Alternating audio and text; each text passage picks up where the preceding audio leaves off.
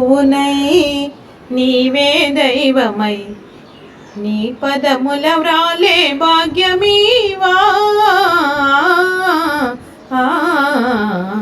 నేను పువ్వునై నీవే దైవమై నీ పదముల వ్రాలే భాగ్యమీవా నేను పువ్వునై శ్రీరామాయని నిన్ను కొలిచామురా మనమున నీ నామము తలచితిమయ్యా నేను పువ్వునై నీవే దైవమై నీ పదముల వ్రాలే భాగ్యమీవా